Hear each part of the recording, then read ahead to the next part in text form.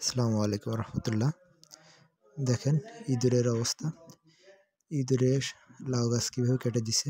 এভাবে আপনার লাউ, শুধু লাউ না, আপনার কুমড়া জাতীয় ফসল যত আসে, মাছের ফসল, এইভাবে কিন্তু বিভিন্নভাবে ক্ষতি করে আপনার ইঁদুরগুলো। ইঁদুর সাধারণত দুই ধরনের হয়। আপনার গেসো ইঁদুর বলে, আরেকটা বলা হচ্ছে আপনার মাটির ইঁদুর। তো এইগুলো স্পেশালি গেসো ইঁদুরও করতে পারে, মাটির ইঁদুরও করতে পারে। তো লাউ গাছে বা কুমড়া গাছে বা ধান খেতে যেখানেই আপনার ইঁদুর লাগুক, এই যে দেখেন, এই যে কীভাবে লাউগুলো আপনার ক্ষতি করছে। হ্যাঁ, আপনার এইভাবে আপনার ক্ষতি করে ফেলে।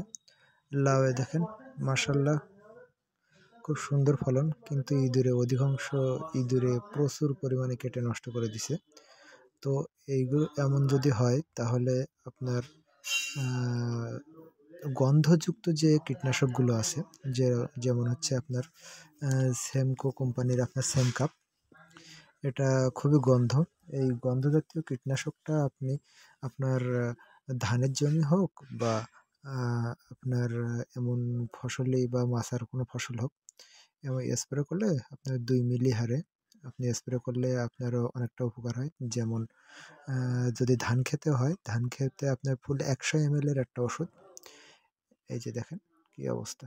100 ml এর আপনার একটা 100 ml এর 100 ml আপনার পুরো 1 বিঘা জমিতে 33% জমিতে আপনার দিতে পারবেন। এছাড়া আপনি থিমিরটাও আপনার অনুমোদিত মাত্রায় আপনি ব্যবহার করলে আপনার কোনো পাখি বা কোনো ইঁদুর আপনার আক্রমণ করে না। এক্ষেত্রে আপনার সমস্ত ফসলটা আপনার রক্ষা পেতে পারে। তো আপনি থিমিড হচ্ছে স্কয়ার কোম্পানির। আপনার এটা হচ্ছে ইমিডাক্লোপিড ও থিরাম। এটা আসলে বহুমুখী একটা যে কীটনাশক বলতে পারেন। এটা আপনার বীজ শোধনের কাজেও ব্যবহার করতে পারেন। আবার ইঁদুরের জন্য, আপনার ইঁদুর দেখা গেছিল এখানে। এই যে দেখেন। যাই হোক, আপনার এর জন্য থিমিড অথবা আপনার সেমকাপ, এই ২ টা ওষুধ খুব সুন্দর কাজ করে। যারা আপনার এই ধরনের সমস্যায় আছেন তারা অবশ্যই এইগুলো ব্যবহার করবেন। ব্যবহার করলে অনুমোদিত মাত্রায় ব্যবহার করলে আপনার ভালো উপকার পাবেন। আচ্ছা, এখানে দেখেন আমার যে এটা লাউ গাছে কীভাবে ক্ষতি করছে, আপনাদের এক এক করে আমি দেখাচ্ছি, সঙ্গে থাকুন। এই যে দেখেন কিভাবে ক্ষত করছে। আমি অবশ্যই লাউয়ের দাম কম, তার জন্য এগুলো ব্যবহার করি না।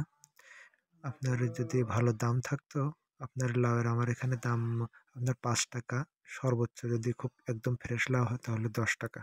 তার বেশি বিক্রি হচ্ছে না এখন। এটা জানুয়ারি মাসের আপনার এখন হচ্ছে 9 তারিখ।